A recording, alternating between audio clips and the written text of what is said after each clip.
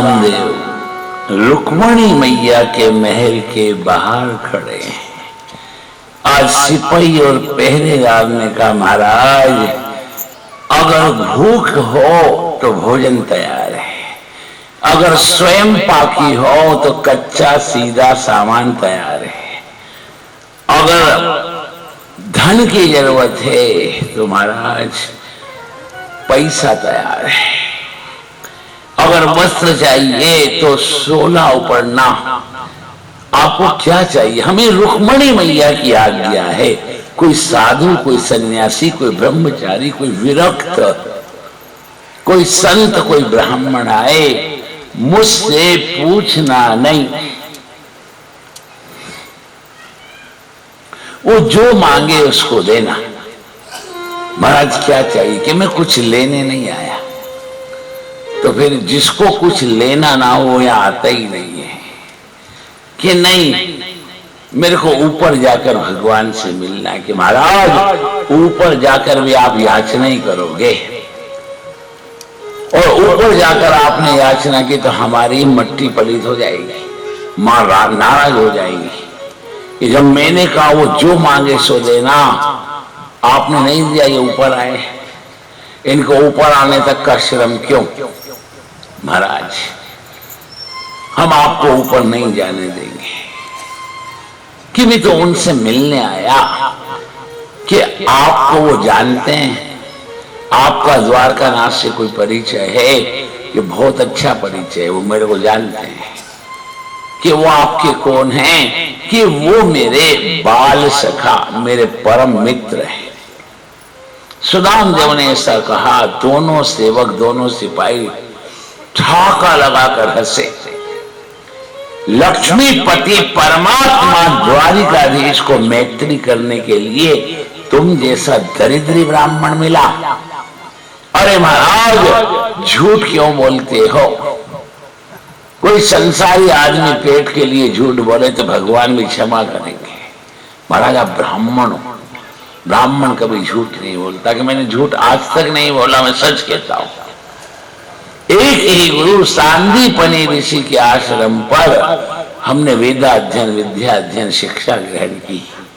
वो मेरे बाल सखा भी हैं, गुरु भाई भी हैं। हंसी गायब हो गई सेवक और सिपाही की। ब्राह्मण भले ही दरिद्री है, पर क्या ब्रह्म तेज से संयुक्त है।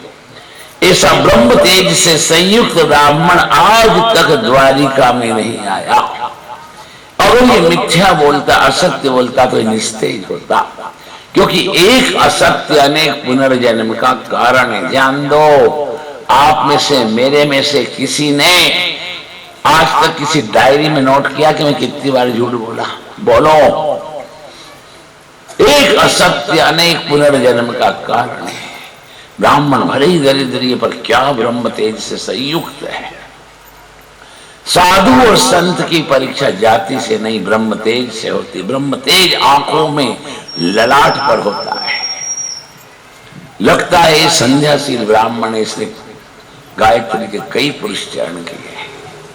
महाराज क्षमा करना, हमने आपका उपहास करके आपका अपमान किया, आप हमारे को क्षमा करना। दोनों सिपाही, दोनों सेवक सुदामा के चरणों में झुके। कि आप ये हंसी मेरी नहीं, मेरी दरिद्रता की, मेरी गरीबी की है, मेरी लाचारी की, बुढ़ापे की है। कि नहीं नहीं महाराज, गलती हो गई। गलती किससे नहीं होती है, मैं क्षमा करो। हम ऊपर जाकर भगवान को बताते हैं, आप आए हो उनसे मिलने, आप उनके गुरु भाई हो। तो गुरु भाई तो कई हो सकते हैं, आप अपना परिचय तो दो। कि इस शरीर का क्या परिचय दूं? आप फिर भी कदाच द्वारकानाथ पूछे तो कहना आपका बाल सखा सुदामा आया है। मेरे को सुदामा नाम से पुकारते हैं। ठीक है, एक सिपाही, एक सेवक वहीं सुदामा के पास रहा। एक सिपाही, एक सेवक ऊपर गया रुक्मणी जी के महल में। भगवान स्वर्ण सिंहासन पर मां के साथ बैठे।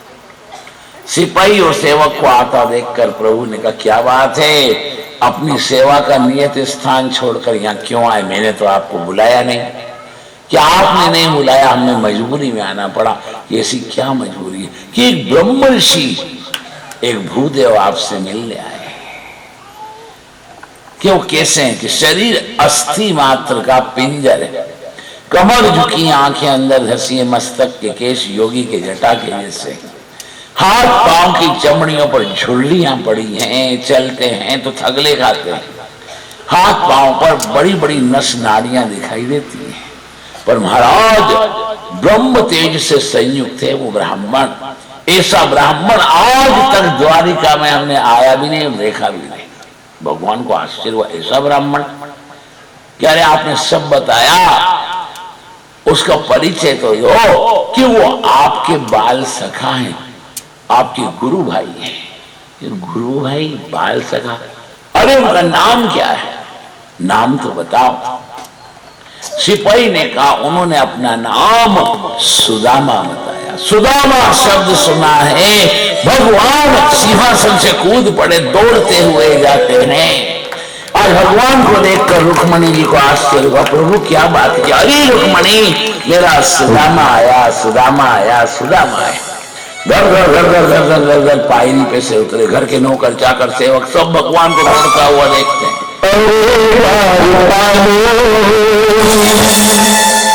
कन्हैया से कह दो, अरे